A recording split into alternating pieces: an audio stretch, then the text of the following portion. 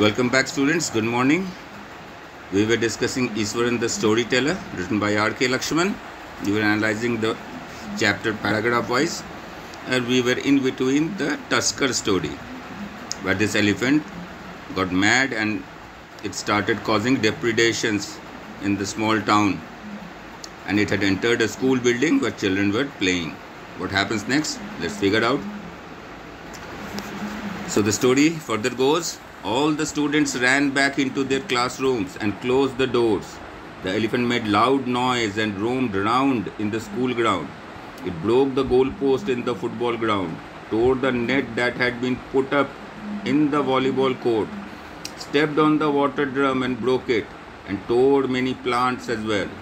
The teacher had climbed onto the roof of the school building and watched helplessly as the elephant destroyed the school property.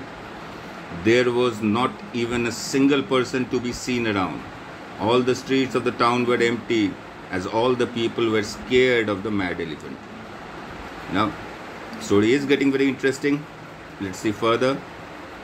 Before we go, some important words in the following paragraph is hypnotize means to influence, control or direct completely as by personal charm, words or domination. Mastering means putting together. Whacked means hit hard. Collapse means to fall. At the time of incident, Ishwaran was studying in one of the junior classes in the school. He was watching the elephant from the rooftop. Suddenly, he took the stick from one of the teachers and ran downstairs towards the school ground. Now, point to be noted here, he was in junior class, right? All the elder grown-up had ran away, and Ishwaran, still in his junior class, had been watching the mad elephant intently from his rooftop, and suddenly something came up in his mind and he snatched the stick from the teacher and ran towards the elephant. Hard to believe. The elephant made a loud noise when he saw a small boy approaching it. It lifted a branch of a tree in its trunk and hit the foot on the ground, which threw a lot of mud and dust in the air. The elephant was threatening Ishwaran, but the boy was not afraid of it. With the stick in his hand, he moved towards the elephant slowly. Many people had climbed on the rooftops of their houses and were watching the incident. They were standing still and were awestruck, waiting to see what happened next. Ishwaran saw that the elephant had red-colored eyes, which were full of anger. It again lifted its trunk and made a loud trumpet sound as it was about to attack Ishwaran. Just then Ishwaran gathered all his force and hit the elephant's third toenail quickly. The elephant was stunned at what had happened. Then it reacted by shivering all over, fainted and fell on the ground, unconscious. Right? So a child, junior grade child, hitting the third toenail of an elephant with a stick, which made the elephant stunned, shiver and faint. Once again, hard to believe. Remember, in the class you would be asked to tell the loopholes in the story. That proves that the story is fiction and not far from truth. After this, Ishwaran would leave the story incomplete.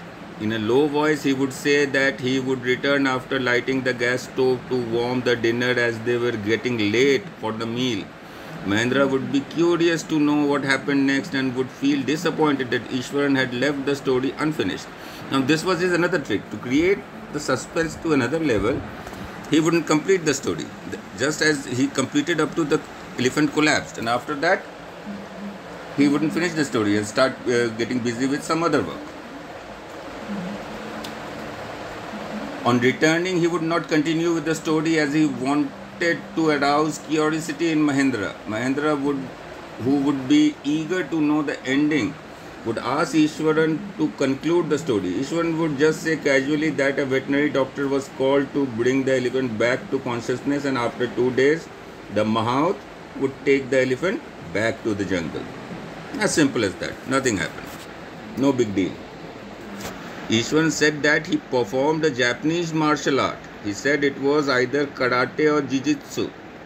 He had read about it somewhere that the martial art rendered a person unconscious by disrupting the nervous system. He was not even sure about what it was, karate or jiu-jitsu, and he was such an expert karate champion right at the junior grade. So what was he doing? Working as a cook with Mahendra. So that is also something that is hard to believe. Here it is, Jiu-Jitsu or martial arts, particularly Chinese martial art or Japanese martial art as we say. Every day Ishwaran would narrate one or the other story full of adventure, horror and thrill. Sometimes Mahendra felt that the story was fiction, but still he enjoyed listening to it because of a unique way in which it was narrated by Ishwaran. As there was no television set at the place where they lived, these stories were a source of entertainment for Mahendra.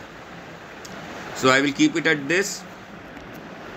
I will come back with the remainder of the story in my next video. Till then, all of you take care and stay safe.